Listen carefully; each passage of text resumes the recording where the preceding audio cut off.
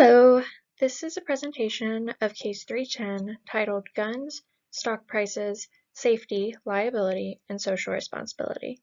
This has been completed by Group C, which includes McKenna Anthony, Angel Dominguez, Macy Harper, Jason Lamb, Grace McCon, Julia Meyer, Adam Orth, Mackenzie Rutherford, Rachel Townsend, and Megan Walls. We will first begin with discussing the facts of the case to consider the key details. The facts. The manufacturing and sale of guns is an issue related to social responsibility. The Saturday Night Special was a handgun that cost $13 to make, and it can be traced back to the Jennings family. It was a target for anti-gun activists. After 1986, the Davis, Raven, and Jennings were the leading handguns used in crime. In 1993, the Brady Bill was passed. It mandated a 5-day waiting period for handgun purchases. Lawsuits were filed against the manufacturers that were seeking compensation for the medical costs that were associated with the victims of gun crimes. In 2005, the Protection of Lawful Commerce in Arms Act was passed. It provided liability immunity to manufacturers for injuries and damages. The only exception was negligent entrustment. Smith & Wesson were struggling to handle all the potential liability. Tompkins plc, which is Smith & Wesson's parent company and also a British firm, tried to sell their 157-year-old company but struggled due to their pending product liability litigation. On March 17, 2000, Smith & Wesson signed an agreement with the federal government. It stated they had to change the way they design, market, and distribute guns. Hidden serial numbers had to be put on each gun to make it easier to trace guns used by criminals. More restrictions were put in place, which included denying purchasers unless they have a background check, making no sales to anyone who has not passed a certified firearms safety course, only letting purchasers take one gun home the day of sale, and implementing a plan to prevent gun theft. In exchange for all of this, the federal government had all gun litigations dismissed. Charles Heston, which is the president of the NRA, did not like the fact that the British were telling us how to deal with our Bill of Rights. By September of 2000, Smith & Wesson were forced to shut down several plants and lay off a lot of employees due to all the backlash and protest. In May 2021, Tompkins sold Smith & Wesson for $15 million to an Arizona gun lot company. As early as 1991, mass shootings involving high-powered rifles became a trend. In 1991, there was a mass shooting at Luby's Cafeteria in Killeen, Texas. 23 were killed and 20 were wounded. In 1999, 2 students committed a mass shooting at Columbine High School in Colorado. 13 were killed and 23 were wounded. In 2007, a mass shooting was committed at Virginia Tech University. It killed 32 and wounded 17. These tragedies continued to fuel demands for more gun regulation. From 2011 to 2016, a series of tragedies led to more debates and proposals for additional gun regulations. New York's Governor Cuomo passed one of the strictest gun control legislations in the country. His emotional support went viral and gained even more supporters. Wayne LaPierre, which is the head of the NRA, shifted the focus of the gun control debate from emotions to Second Amendment rights. The U.S. Supreme Court's decision in the U.S. v. Heller established the Second Amendment protects an individual's right to bear arms. University of Chicago law professor John Lott has a book called More Guns, Less Crime, which suggests more armed citizens led to less crime. On January 4, 2016, President Obama announced executive actions to expand licensing and background checks for gun ownership. It increased funding for mental health treatment and encouraged the development of smart technology to improve gun safety. 9 families and a teacher who survived the Sandy Hook shooting filed a product liability suit against Freedom Group. They sought to hold the manufacturer liable for the death at the school because the AR-15 was being marketed to civilians. This case led to political leaders pledging to change the law on negligent entrustment. Key players and assumptions. sharing the additional information we'd like, assumptions of the case, and key players. Information we want. Historical statistics on mass shootings and gun crimes. Historical statistics on gun ownership, granulated down to demographic and type of weapon if possible. What other countries have done that either worked or did not work to decrease gun crimes? What are individual versus collective rights involved in gun ownership? And what are the goals of each? Are there different classes of guns? How often are guns used for self-defense versus criminal activities? How should the Second Amendment be interpreted? What gun regulations could the United States benefit from, and are there currently regulations that hurt the rights of gun owners? Would more widespread gun ownership help or prevent mass shootings or make them occur more often? What makes a rifle an assault rifle? After reading the case and considering the facts, we can firstly assume the ongoing federal topic to implement restrictive gun regulations while also taking into account the Second Amendment. The Second Amendment states, "The right of the people to keep and bear arms shall not be infringed." However, to what extent should this constitutional right be enforced and protected to ultimately limit firearms ending up in the wrong hands? The next thing we have to assume, due to the limited amount of statistics provided in the text, is the increase of mass shootings at schools and other public places. The facts presented briefly touches the topic, but does not emphasize the severity and frequency these events are happening.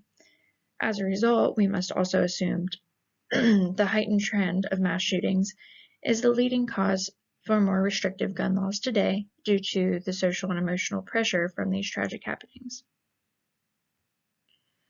Another assumption is the absence of guns in the hands of law-abiding citizens creates a more dangerous society. John Lott's book, More Guns, Less Crime, states that countries with strict gun control laws, such as Great Britain and Australia, have higher crime rates than the countries who allow their citizens to carry guns. This is the only information the case implies that can confirm this theory. However, the U.S. citizens who believe this assumption are more likely to want to protect and enforce the Second Amendment. We can also assume affordable firearms make it more accessible to end up in the wrong hands, therefore increasing crime and killing. The case proved this by adding the Davis, Raven, and Jennings firearms, which were the most affordable guns in 1986, were the leading guns used in crime at the time. However, prices have changed over the years, and assault rifles are now the main topic of more gun regulations. The case does not provide further information regarding whether the leading firearms used in today's crime are more affordable and reachable for those with destructive intentions. Our last assumption is that gun manufacturers do not consider marketing strategies and disclosing safety methods a substantial factor when selling firearms. The case states in 2000, the Smith & Wesson manufacturer signed an agreement with the federal government to change the way its products are designed, marketed, and distributed. It was in this arrangement that the Smith & Wesson began to include warnings of risk of owning a gun in the home. That implies prior to 2000, there was an absence of regulations for manufacturers to provide warnings when purchasing a firearm. Additionally, we can assume the shortage of marketing controls prior to 2000 that still continue today. We'll discuss the dangers of marketing tactics later on. Next, we will highlight some people involved in the case. First up, we have the Jennings family. They manufactured the Saturday night specials. They were the first target of anti-gun activists. Concerns they faced was that these guns manufactured by the Jennings family was the leading handgun in crimes, so they had become banned in many states. Also at this time, gun realtors can be held liable for negligent entrustment, which could be of a concern of the Jennings family. Next, we have Smith & Wesson. They were a gun manufacturer company. They faced a concern about the proposed Massachusetts regulation and the litigation to hold gun manufacturers liable for injury. They decided to settle with the government, which included substantial restrictions on the production and distribution of the guns. This settlement had mixed reactions, but ultimately Smith & Wesson was forced to close plants. Next, we have Tompkins plc. They were the British parent company of Smith & Wesson. A few concerns they faced was trying to sell to Smith & Wesson because of the controversy of liability, which led to many protests and customer backlash. Next, we have Governor Cumanno. He was the New York governor. He passed the strictest gun control legislation. Concerns he would face would be the backlash from those who strongly believe in the Second Amendment. These individuals might think he is trying to take away their rights as Americans. Another concern he faced is the gun violence beginning to happen, which led to him questioning in the first place why hunters needed so many rounds and bullets to kill deer. Next, we have Wayne LaPierre, head of the NRA, which is the National Rifle Association. A big concern of his is that by banning handguns, that would take away Americans' Second Amendment rights. Next, we have John Lott, professor of the University of Chicago Law. A concern he faced, in quotes, when they outlaw guns, only outlaws will have guns. The fear criminals have of guns and how armed citizens means less crime. His concern is that if they ban guns or assault weapons, crime would ultimately increase. Next, we have President Obama. Concerns he faced was about the lack of background checks for the transfer of gun ownership, which led to him to take action to expand this in 2016. We will go into more detail about this as it is one of our resolutions. Next, we have outside people who could have faced concerns. First, we have victims of gun violence and their families. I think a big concern of theirs is how to prevent this violence in the future, so no other families have to go through what they went through. Next, we have gun manufacturer employees. Concerns of theirs is about losing their jobs due to the controversy of gun violence and liability and any protests that come along with it. All right, so now that we've covered some of the assumptions and facts and people involved with the case, we'd like to dive into the ethical dilemmas section.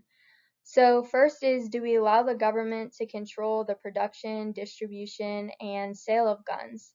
So essentially, do we let gun manufacturers have full autonomy over the regulations they put on their guns and who they sell them to? Or is this a place where the government can step in and say, you know, you have to have X amount of safety measures on these guns before they can be sold. You need to put a serial number on them so we can track them more easily. There needs to be background checks here. So is that a place where it's appropriate and right for the government to step in and intervene?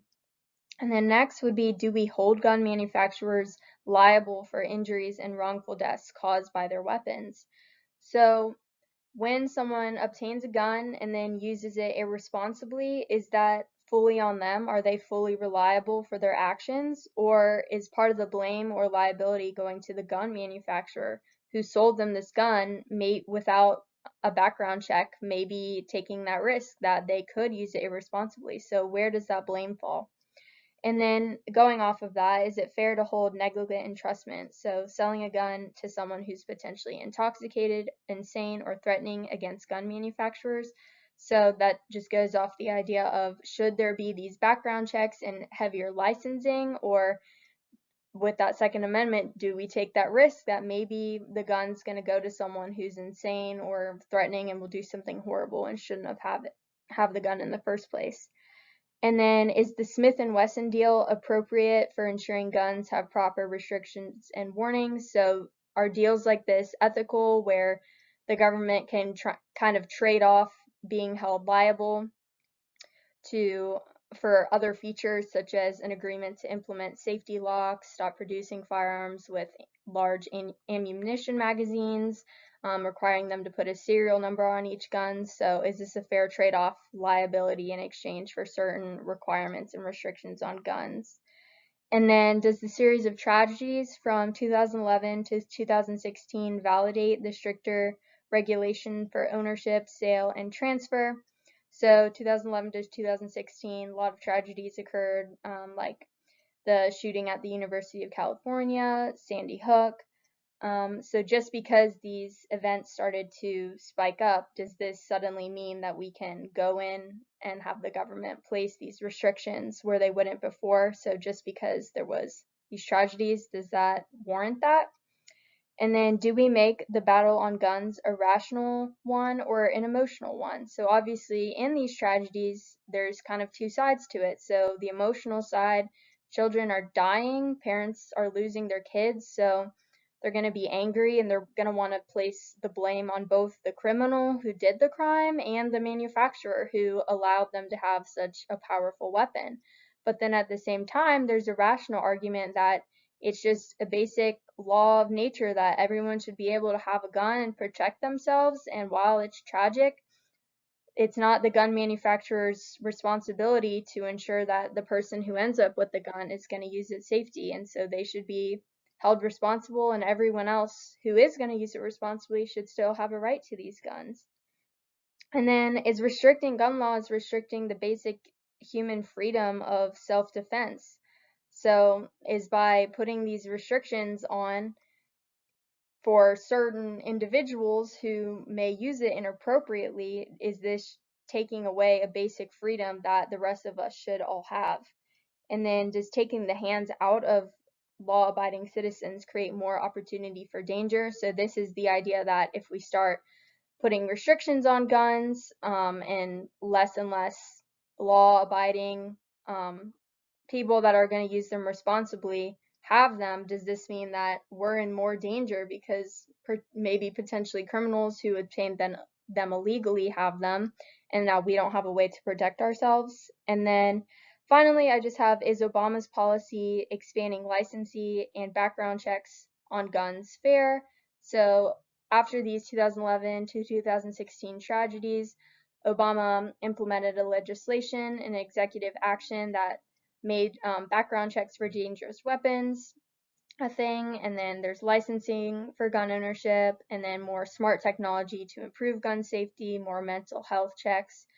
So again, this is just that debate of, is it fair for the government to intervene and start placing all of these restrictions on guns just because of the uproar of tragedies? Is this a violation of rights? After reading through the case and gathering facts and information, we then turned that into assumptions and ethical dilemmas, which then led us to finding 3 different theories that explain the ethical matters behind this case. The first theory that we're going to talk about is natural law. Natural law is a theory regarding ethical dilemmas, and this basically explains that all humans have certain rights that cannot be taken away and that they're controlled by God. An example of these are the right to life, liberty, and the pursuit of happiness, which is in the Declaration of Independence. We see this in the case is shown by the gun laws. The rights of gun owners cannot be taken away, and it explains that individuals have the right to own and bear arms. In the case specifically, individuals were buying guns from the manufacturer, which is legal and falls into that category of natural law. From there, it is up to the individual citizen to conduct themselves in a manner that is within the law. So after the gun manufacturer sold the gun to the individual, they are out of the equation. The natural law had taken place, they were able to buy their gun, and now it's up to them to abide by the laws. The next theory we'll be applying to this case specifically is the categorical imperative theory, Immanuel Kant's theory. To explain Immanuel Kant's theory is that individuals should evaluate their actions in light of the consequences that would follow if everyone in society acted the same way. What is your universal rule? Are you comfortable with living with the standards you established? It does not allow any resolution in which human beings are used as a means by which others obtain benefits. Do not use others in a way that gives a one-sided benefit, and do it for the right reasons. This means not out of your own self-interest, but with goodwill and pureness of your heart.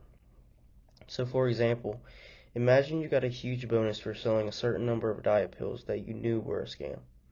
Even though you would lose the sale, categorical imperative might stop you from selling because you wouldn't want someone to sell you that same pill. So applying this theory into this case, categorical imperative urges individuals to assess their actions by considering what would happen if everyone in society acted similarly.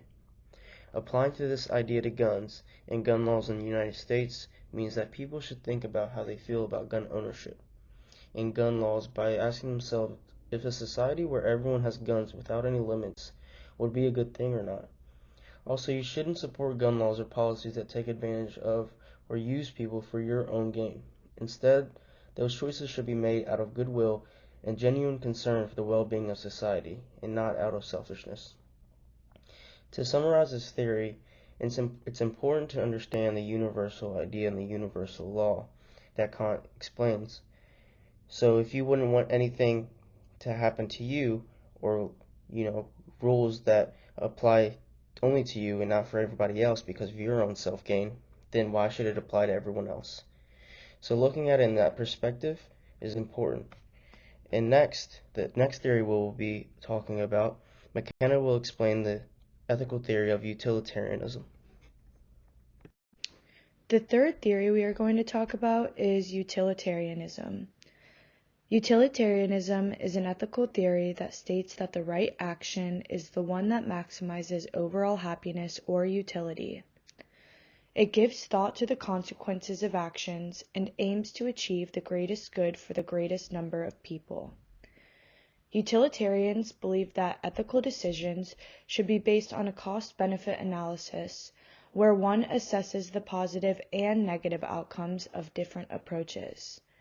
An example of this would be to imagine that you are driving a car through the city and a person walks out in front of you unexpectedly.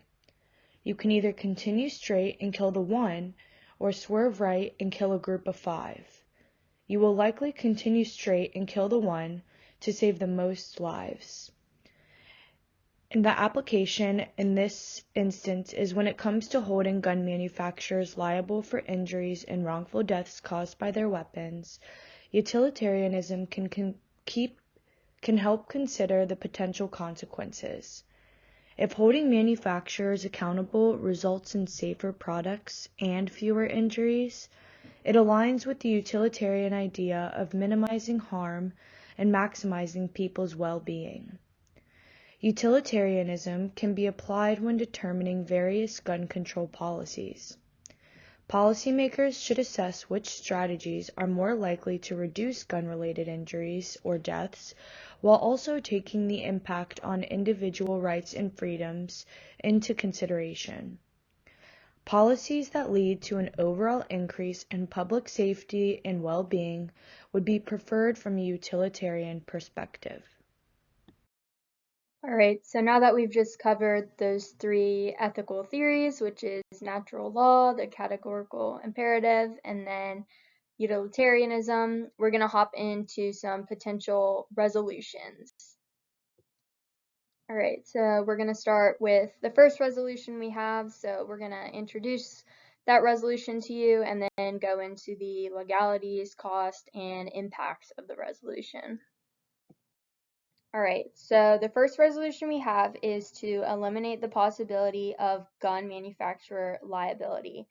So this is our resolution that of all of the ones that we have that would appeal to those who are pro-gun rights, like those in the NRA. So this is kind of written from their perspective and how they might make a decision when faced with an ethical dilemma like this. So to reiterate, the utilitarian theory aims to produce the greatest good for the greatest number of people. So holding gun manufacturers liable for crimes committed with guns would not result in safer products or fewer injuries, and is not a strong enough benefit in the cost-benefit analysis to be considered, because when using this theory, you kind of have to weigh your options, what's going to have the most cost, what's going to have the most benefit. And so ultimately, like in the case of Adam Lanza at Sandy Hook, it's the person who commits the crime and not the manufacturer who should be liable for their actions. So essentially, no matter what weapons the gun manufacturer produce and what features they have, that's not up to them, because there are people who are going to use it responsibly, And so if someone chooses to use it irresponsibly, they should be fully liable for that. And so imagine if negligent entrustment were applied to every instance where a manufacturer sold a potentially dangerous good. And just to remind you, negligent entrustment in the case of gun manufacturers is where they might sell a weapon to someone who's mentally ill or intoxicated or may do something irresponsible with the gun, and they would be held liable for that. So here's a few hypotheticals for you to think about. So should a cleaning manufacturer be held liable when someone uses their product to poison a drink? So I'm sure a lot of you guys have seen the movie Sixth Sense. That's how one of the kids dies. Their food or drink gets poisoned. And so would that be on the person that or manufacturer that sold that cleaning product? Would they be responsible for that death because somebody used it irresponsibly? Should a car manufacturer be held liable when someone uses a car to intentionally run someone over? Did the car manufacturer know when they sold the car that that person was going to use that car to commit a horrible crime? What about a utensils manufacturer held liable when someone uses a butcher knife to stab a family member? Did that company know that the person who would end up with that butcher knife would commit such a crime? Should they be held responsible for that? So the argument from the NRA perspective, with this kind of hypothetical twist on it, is that these liabilities would not increase utilitarianism because they're placing blame on the wrong party. And so using these hypotheticals, gun manufacturers should not be held liable for any crime committed with a gun because they're not consciously involved in committing the crime, and so holding them liable wouldn't create any additional benefit for society because it's not their fault. It's the criminal's fault at the end of the day. All right, so as a reminder, our first resolution is to eliminate the possibility of gun manufacturer liability in cases where guns were maybe used irresponsibly or used to commit a crime or a tragedy, like in the case of Sandy Hook. So the first kind of legal implication of this resolution is a barrier to lawsuits. So limiting the liability of gun manufacturers can make it challenging for victims of gun violence to feel like they can take legal action against manufacturers in cases where they believe that the product actually did cause harm, or maybe the way that the product was marketed or sold played a role in the crime committed.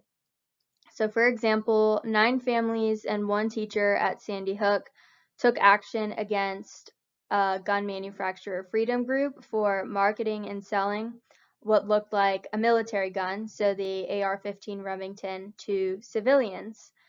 And imagine if this resolution did go through and there was no chance that the gun manufacturer could be held liable for any of this or any of the marketing they put out. So this might discourage individuals like the 9 families and teacher at Sandy Hook from pursuing legal action, even in instances where maybe the gun manufacturer should be considered liable and it's kind of a special case. So it just might discourage them seeking out justice to make the loved ones they lost or the tragedy that occurred, try to make it whole. And the second legal implication is accountability and negligence. So eliminating or limiting liability for gun manufacturers can make it difficult to hold dealers accountable for true cases of negligence, defects, or misconduct. So without legal consequences, there may be less pressure on these entities to maintain high safety standards or engage in responsible business practices. So essentially what this is saying is if all gun manufacturers know that they can't be held liable for crimes committed, or there's very few instances where they could be held liable, it may kind of de-incentivize them putting extra safety precautions on their weapons, like locks, or maybe doing these background checks on their own merit. So it may just cause them to be a little more irresponsible with the way that they produce and sell these guns if they don't have any consequences on the line. All right, so going off of our last slide, which was about the legalities of eliminating liability for gun manufacturers, we want to bring in our first outside source. So this outside source kind of supports the idea that maybe there are these very special cases where a gun manufacturer did kind of antagonize a crime or may have played a role in a crime happening. So I mentioned in the last slide that there were 9 families and 1 teacher who took some legal action against Freedom Group for putting out an irresponsible ad for their AR-15 Remington gun. So you can see on the slide, I have a picture of the ad and it says, "Considered your man card reissued," which kind of implies that by owning this gun and using this gun, it makes you more manly. So we have a quote from Britannica here that says, "The plaintiffs argued that Remington had violated Connecticut consumer protection laws by creating an advertising campaign that targeted troubled young men such as Lanza. Although the suit was initially dismissed, the Connecticut Supreme Court reversed that decision, and in 2019, the U.S. Supreme Court rejected Remington's request for dismissal without comment." So they argued that this ad kind of was antagonizing people like Lanza who maybe were troubled or had mental issues or were insecure, and saying that here's the solution, get your power back, get your man card back, and clearly this held up in court. So this kind of just begs the question, should advertisements like these change our decision to hold manufacturers liable? So is a message like this sparking a fire in troubled individuals like Lanza to commit crimes? Or is the ad completely separate from the crime and the fault should still lie with the individual? So this is just something to kind of think about when deciding whether gun manufacturers should be held liable. How far does that liability go? Okay, so now we'd like to go into some of the cost of eliminating liability for gun manufacturers. So the first cost would be reduced incentives for gun safety measures.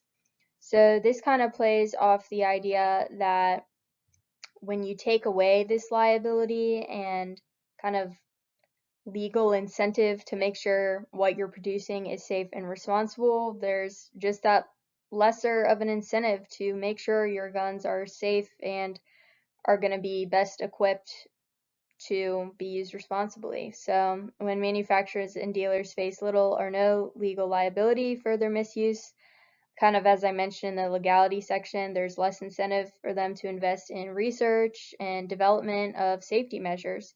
So without these extra precautions, this could lead to increased crimes and irresponsible usage.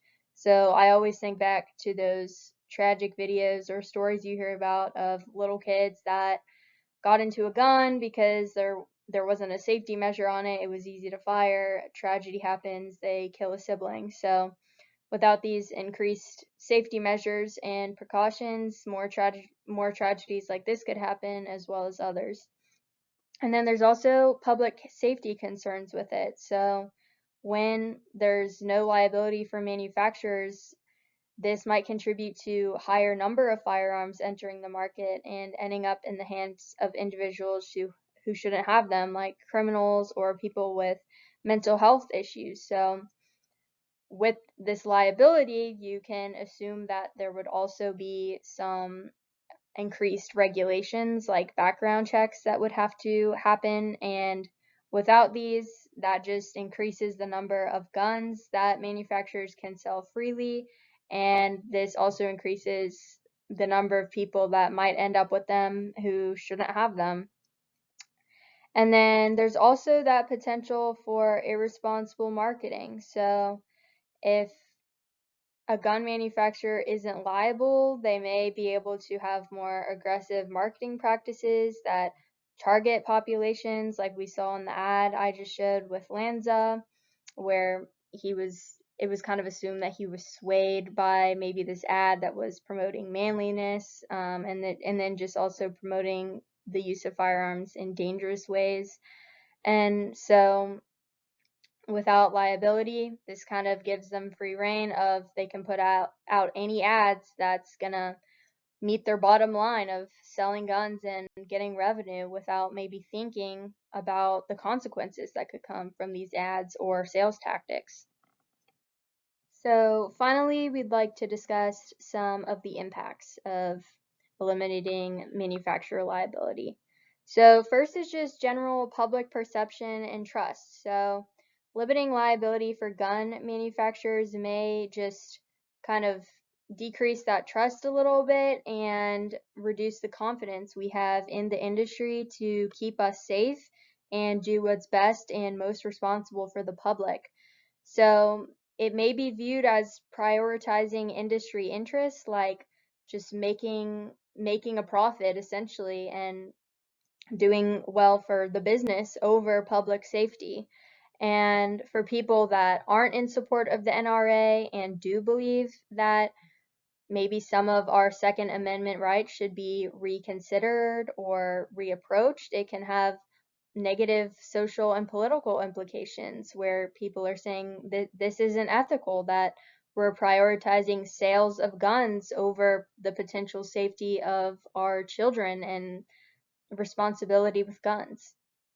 And then this, kind of going off of that, would create a division of interest. So those who are in support of reduced liability for gun manufacturers, like NRA affiliates, I mentioned this whole resolution is kind of written from the perspective of how an NRA person might approach an ethical dilemma like this, and they'll celebrate the elimination of liabilities for manufacturers.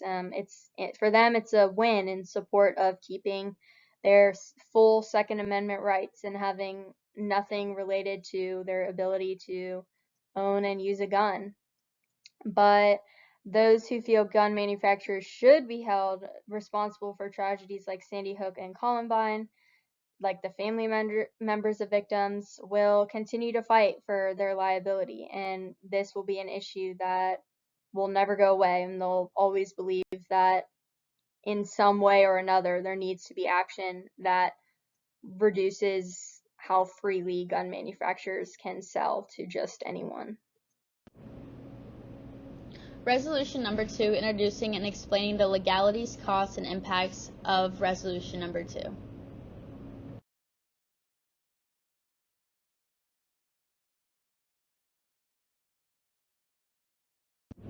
Resolution number 2 is increasing gun laws modeling the Smith & Wesson deal in Obama's 2016 policy. On the right image, it shows the Second Amendment, a well-regulated militia being necessary for the security of a free state. The right of the people to keep and bear arms shall not be infringed. In the USA, our Second Amendment allows us, the people, to bear arms and have firearm rights. However, the abuse of firearms has led to many tragic events, including suicides and homicides, including school shootings. Therefore, increasing gun laws have come into effect to reduce these events. So it's important to consider that many of us have in our lives went through tragic events such as someone going through a suicide in their family, or witnessing a homicide, or even being a part of a school shooting. And when considering these, we want to reduce these as much as possible because these are events that people should not go through. However, this raises the questions: does limiting our gun rights decrease the amount of these tragic events, or is the government simply reducing our rights and infringing on them?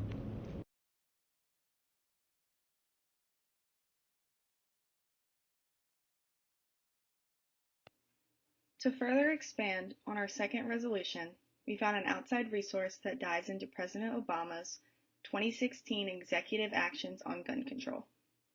He wanted to expand on 4 things to reduce the amount of gun violence that was happening across America at the time. First, we have his first order of business, which was to keep guns out of the wrong hands through background checks. According to the government archives, the envisioned improvements include processing background checks 24 hours a day, 7 days a week, and improving notification of local authorities when certain prohibited persons unlawfully attempt to buy a gun. Second, make our communities safer from gun violence. The ATF established an Internet Investigation Center to track illegal online firearms tracking, and finalized a rule to ensure that dealers who ship firearms notify law enforcement if their guns are lost or stolen in transit. Through these actions, Obama and his team envisioned safer communities. Third, increase mental health treatment and reporting this to the background check system. The Social Security Administration indicated it would begin the rulemaking process to include information in the background check system about beneficiaries who are prohibited from possessing a firearm for mental health reasons. This action can also help those who do face mental health issues overcome them. Lastly, shape the future of gun safety technology. President Obama has urged departments to review the availability of smart gun technology and to explore potential ways to further its use and development to more broadly improve gun safety. This outside source helped us explore possible impacts, legalities, and costs of this executive action, which will be addressed next. Resolution number 2, increasing gun laws and the impact of increasing gun laws. So I'm going to talk about background checks, communities being safer, mental health services, and gun safety technology. So with background checks, according to the Bureau of Justice Statistics, the background check system has prevented more than 2 million guns from getting into the wrong hands. This is a huge statistic when considering taking away the gun rights from those who are not mentally capable of having these rights due to past homicides that they committed or past felonies that they've had. Stuff like that is very important to note when giving someone a firearm that can take someone's life. And the image to the right, 3.3 homicides versus 5.2 homicides. During this time in this year, 3.3 homicides happened in the 13 states that had background checks versus 5.2 homicides in the 37 states that did not. So homicides are decreasing when we increase background checks. This was based on the statistic here.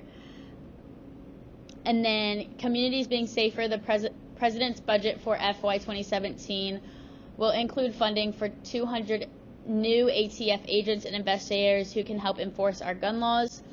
With gun laws increasing, this can make our community safer by, again, decreasing homicides, suicides, and those school shootings.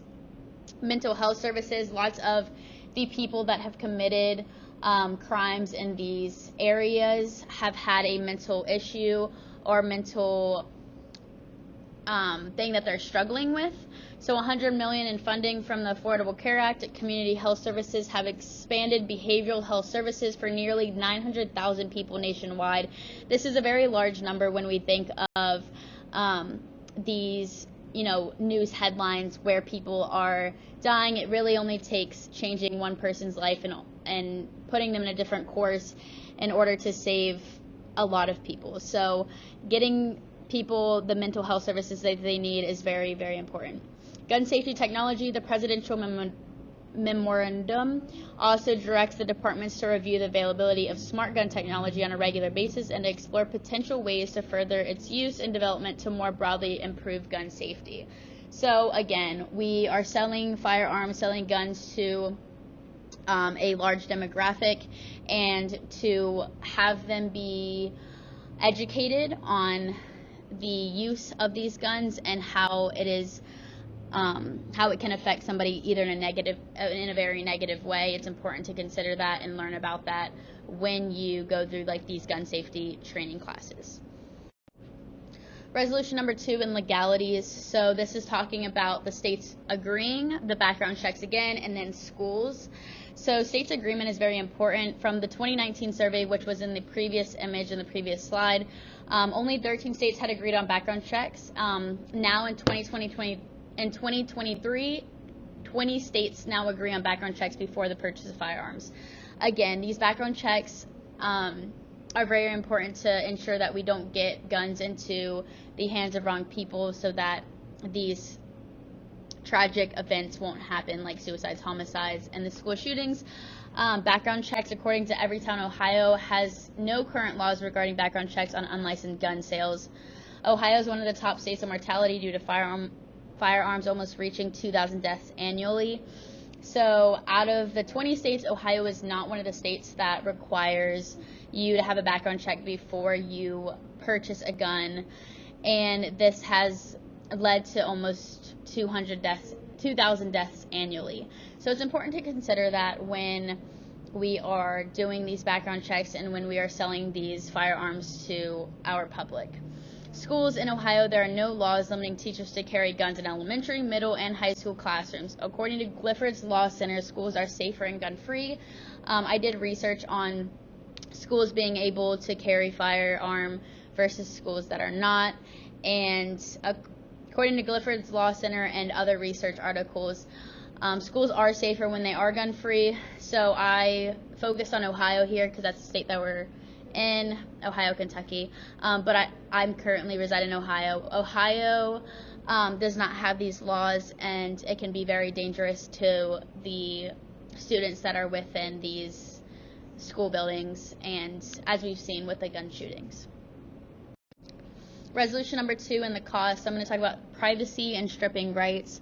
With our privacy is taken away when we do background checks and when we do mental health checks. So if states begin reporting information about individuals who are prohibited by federal law from possessing or receiving a gun for specific mental health reasons, this can become a privacy issue. Some states' officials raise concerns about whether such reporting would be precluded by the privacy rule issued under the Health Insurance Portability and Accountability Act of 1996, HIPAA. So again, just researching into this further, when people go to, simply purchase a firearm, which again is in your Second Amendment of being able to do so and not being infringed on, this can raise concerns on the opposite side of, hey, like, I have this right and I should be able to possess a firearm because my rights say that I should. So again, like, your privacy is being infringed upon. Stripping rights, the Second Amendment says that there shall be no infringement on our rights to bear arms, not specifying against any people, yet we are reducing the amount of people who can have gun rights. Take into consideration people who are wronged by the justice system. So there have been many cases where people have had a felony or a charge on their self based on a unjust justice system. So they'll have this for a certain amount of time, and during that amount of time, their Second Amendment is stripped from them simply because they have been put through the justice system. Even if they were innocent but the justice system said they were guilty, they are stripped of this right anyway. So that's also important to consider when we're considering the people that are on the opposite or opposing side of reducing gun laws. The next few slides will be about resolution number 3. In these slides, it'll have the introduction and explaining of the legalities, costs, and impacts of banning assault rifles for public sale. Resolution number 3 is banning assault rifles for public sale. According to the case, mass shootings began to pick up speed from 2011 to 2016, including tragic events like Sandy Hook, which killed 20 children and 6 teachers, as well as another tragic event at the University of California, which killed 6 and injured others. Gun rights were threatened, and those of the NRA members and Second Amendment reporters spoke up. They used natural law to argue their case against gun law, saying that taking away gun laws is taking away a basic human right to self-defense. Some believe that an absence of guns in the hands of a good citizen would create a lawless and dangerous society. However, an argument from the New York governor asked the question of why it would take 7 rounds to kill a deer. To many, rifles were unnecessarily dangerous for public sale. While some argue that rifles have the same effect as handguns, the truth is that a rifle can hold and fire bullets at a rapid pace. And the nature of a bullet can do more damage to victims. While banning these weapons would be taking away a right for NRA supporters, banning them would increase public safety. Legalities of Resolution number 3. Second Amendment rights. Banning assault rifle begs the question as to whether the Second Amendment a natural law to some, will be threatened. However, the Second Amendment, which is a well-regulated militia, being necessary to the securities of a free state, the right of people to keep and bear arms, should not be infringed, was intended to permit a militia to carry arms, but not every citizen to carry them. The cost of resolution number 3, there's 3 of them that we have stated on the slides, and it is a stricter guideline for potential deadly weapons, to alternate the structures and functionalities of guns, to standardize public defense mechanisms. On the stricter guidelines for potential deadly weapons, the tragic event from 2011 to 2016 brought on more regulations for the gun ownership, sale, and transfer. This included healthcare professionals having to report who would pose a danger to society and them not being able to have ownership, sale, or transfer of those guns.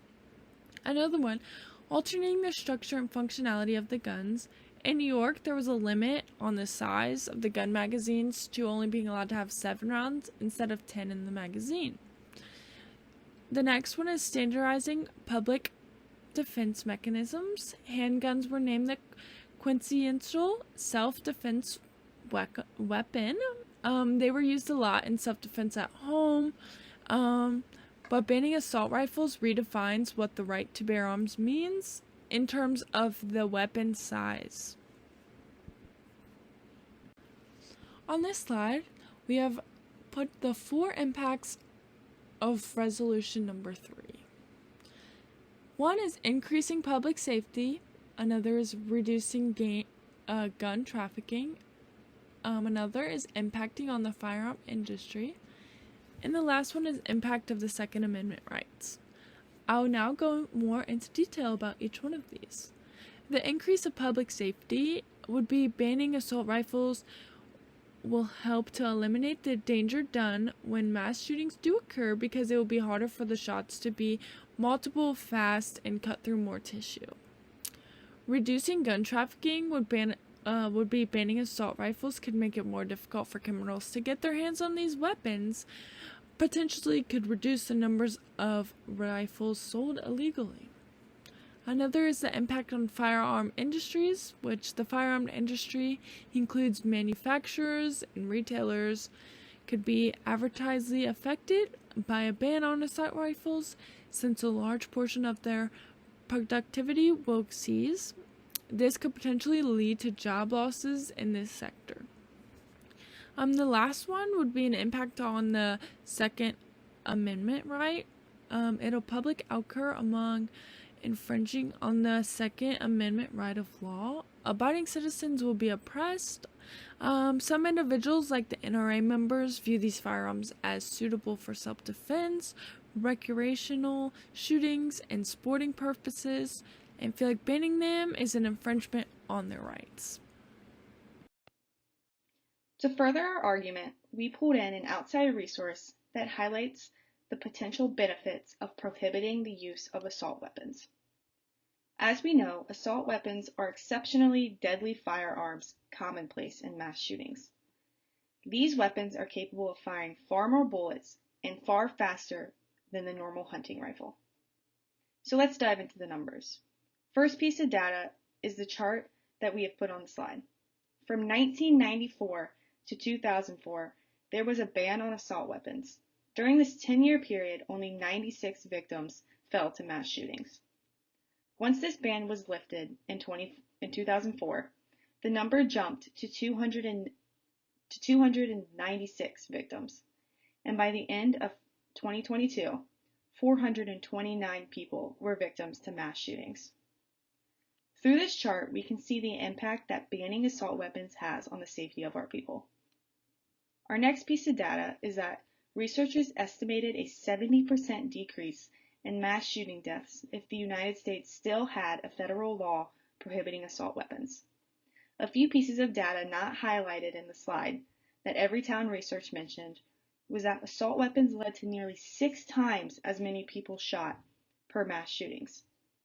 The continuation of prohibiting federal assault weapons and high-capacity magazines would have prevented 1,139 gun injuries, resulting from 30 public mass shootings. The state of Virginia is used as an example of the effects of prohibiting assault weapons. In 2004, guns used in crimes that were equipped with high-capacity magazines was down to an all-time low of 10%. Once this ban was lifted, it reached over 22% by 2010 and continues to grow today. By looking at these numbers along with the legalities, costs, and impacts, it begs the question, why aren't assault weapons prohibited? So we went from finding the ethical dilemmas to finding 3 ethical theories.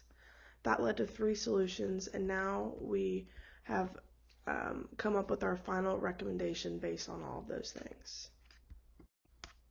Based on all of the information from above that we have found, our final recommendation is to increase gun laws, modeling the Smith and Wesson deal and Obama's 2016 policy. We're going to finish what Obama started. He introduced these executive actions to reduce gun violence, and that was a great start, but Congress has not upheld that. And while doing this recommendation, we still maintain the Second Amendment rights for individuals. So we don't want others to feel as if we are banning assault rifles, because that violates that. That's not the case. We're going to hold gun manufacturers accountable, but not directly liable for gun sale. This solution not only increases the safety for every American citizen, it also does not ban assault weapons. Therefore, these laws are not taking away our Second Amendment rights. This solution keeps both sides of the debate satisfied, and the main thing is we're keeping citizens safe. Now it's your turn to go and answer some discussion questions on our case study. Question 1.